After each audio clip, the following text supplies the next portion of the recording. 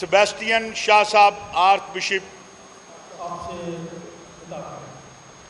میں سب سے پہلے اپنے بھائی علامہ طاہر محمود اشرفی اور علامہ زبیر صاحب کا اور سارے لوگ ہمارے ساتھ آئے ہیں، میں بھی ان کا شکر گزار ہوں کہ وہ ہمارے اس دکھ میں، اس تکلیف میں ہمارے ساتھ کھڑے ہیں.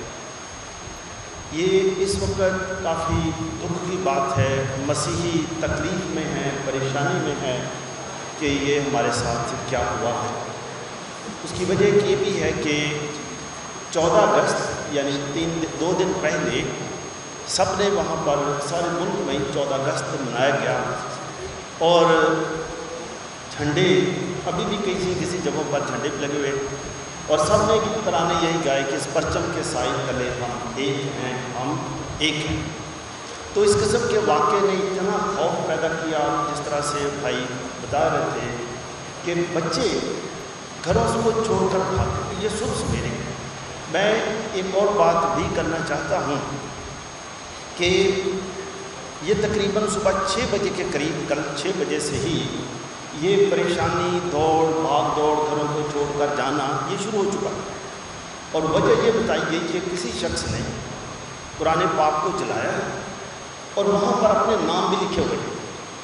میں یہ سوچتا ہوں کہ یہ کوئی ایک خاص پلاننگ کی گئی ہے، ورنہ پاکستان میں رہنے والا ہر مسیحی بچہ ہو یا بڑا اسے تعلیم شروع سے ہی دی جاتی ہے، کیونکہ ہم 96% مسلمان بھائی بہنوں کے درمیان رہتے ہیں اور مسیحی ٹوٹل ملا کر کوئی 2% ہیں.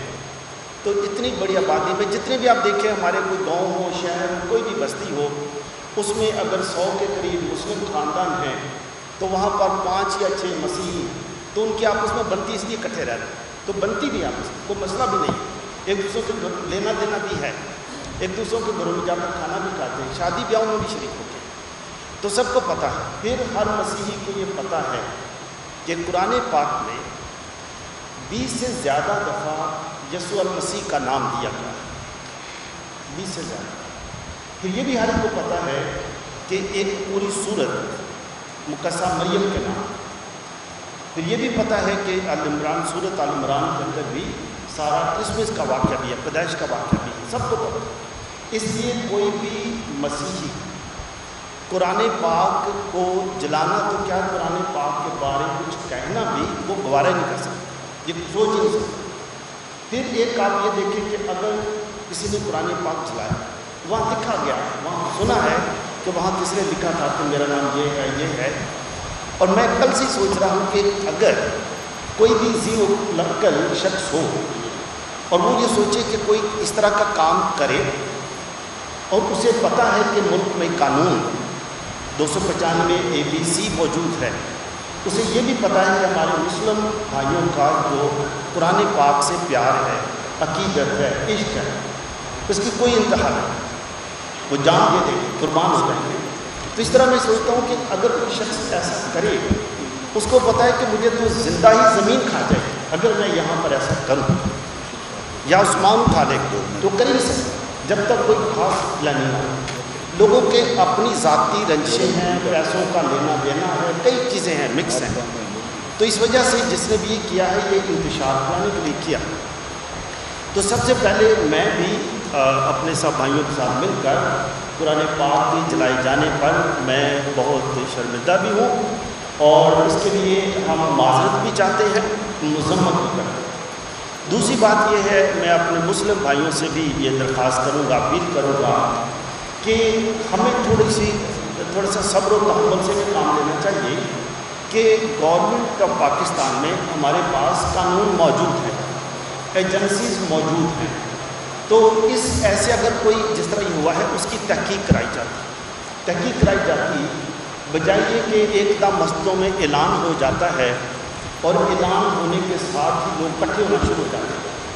تو لوگوں نے اکٹھے ہو کر بس ایک دم دھاوا بول دیا ایک دم، اور لوگ جو تھے بہت سارے لوگ وہ پہلے سے ہی گھروں سے بھاگ گئے تھے. میں ان مسلم بھائیوں کا بھی بہنوں کا شکر گزار ہوں جنہوں نے اپنے پڑوس میں رہنے والے مسیحیوں کو بتا دیا تھا کہ آپ بھاگ جاؤ، یہاں سے نکل جاؤ، تمہارے لیے خطرہ ہے۔ لوگ کئی لاہور آ کر انہوں نے مطلب ایسا بھاگے ہیں، لاہور آ کر انہوں نے سانس لیا، اور بھی کچھ کھیتوں میں بھاگ گئے، پورا دن ہی ادھر ادھر چھپتے رہے، کیونکہ صبح 6 بجے کی بات ہے جب سے یہ مسئلہ شروع ہوا۔ پھر یہ ہے کیونکہ مساجد میں اعلان ہو گیا، تو اس طرح سے کوئی 20 سے زیادہ چرچ لائے گئے وہاں پر اس علاقے میں، بستی میں تو 4-5 ہی چرچ تھے، اس کے ساتھ جو صرف چھوٹے چھوٹے گاؤں ہیں۔ اب وہاں پر بھی یہی کام شروع ہوا۔ اب چرچز کو جب جلایا گیا، چرچز میں انجیل مقدس ہے، زبور ہے، توریت ہے، اب کئی وہ جلا دی گئی کتابیں، وہ بھی جلا دی گئی۔ تو ہم نے یہ بھی دیکھنا ہے کہ ہم کیا کر رہے ہیں۔ گرجوں کے اوپر چڑھ کر آپ لوگ فوٹیج دیکھ چکے ہیں، صلیبیں توڑی گئی اور بے حرمتی کی گئی۔ اس کے علاوہ پھر آخر میں قبرستانوں میں جا کر، قبرستان کا نزدیک وہاں جا کر بھی قبروں کو مسمار کیا گیا، وہاں صلیبیں لگی ہوئی تھی۔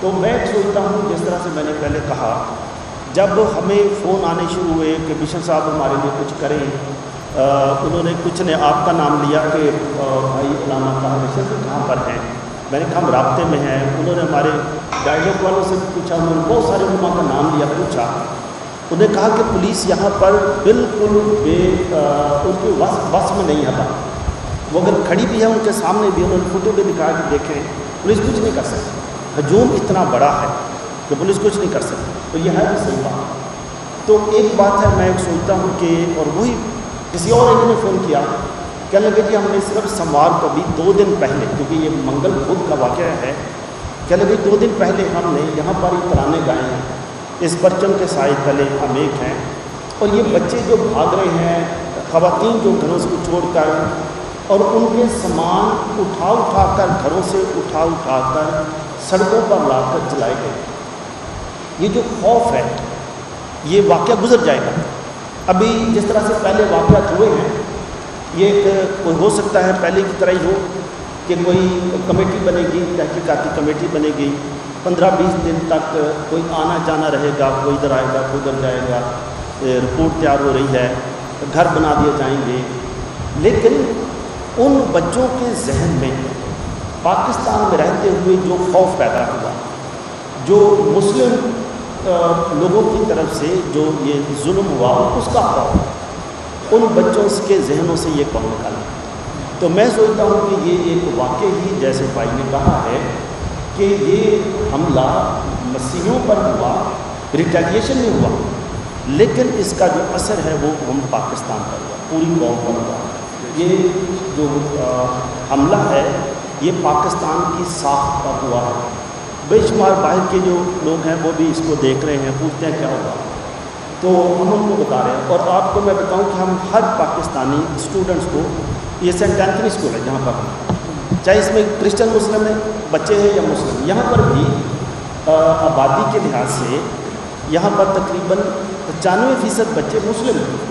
ہم سب کو تربیت دیتے ہیں، سب کو شہری بناتے ہیں، اور ہم بتاتے ہیں کہ پاکستان میں کئی دفعہ لوگ پوچھتے ہیں جی پاکستان میں ہمارا مستقبل کیا ہے۔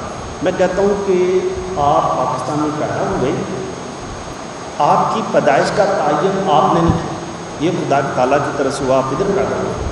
اگر آپ ادھر ہی پیدا ہوئے ہیں تو آپ نے اسی سرزمین پر محنت کرنی ہے، اسی سرزمین کو شاداب کرنا ہے، یہاں پر رہتے ہوئے آپ نے ہر ایک کے ساتھ پیار محبت سے رہنا ہے۔ کیونکہ اگر میری خواہش ہوتی کہ میں کہیں پیدا ہوں تو میری اپنی خواہش سے ہوا، یہ خدا تعالیٰ کی طرف سے آپ ادھر ہی پیدا ہوئے، تو ادھر کی زمین کے لیے پیدا ہوئے، ہم نے ادھر ہی رہنا۔ تو آخر میں میری دعا بھی ہے کہ خدا ہم سب کو برکت دے، تاکہ ہم بڑے تحمل کے ساتھ، اگر کوئی، اب خدا کرے کہ ایسا واقعہ نہ ہو، لیکن اگر کوئی ایسی بات ہوتی بھی ہے تو اس کی تحقیق کی جائے، تاکہ فرد واحد، اگر یہ شخص نے، فرد واحد نے کام کیا تو پوری آبادی کا اس سے کیا قصور، پوری آبادی کو تو نہیں نقصان پہنچانا چاہیے۔ وہاں کا جو فادر ہے، پریسٹ ہے، اس کا تو اس میں کوئی قصور نہیں، اس پر حملہ ہو جاتا ہے۔ اب گرجے شہید ہو گئے، اب ان کا کیا قصور، وہ تو بلڈنگ ہے۔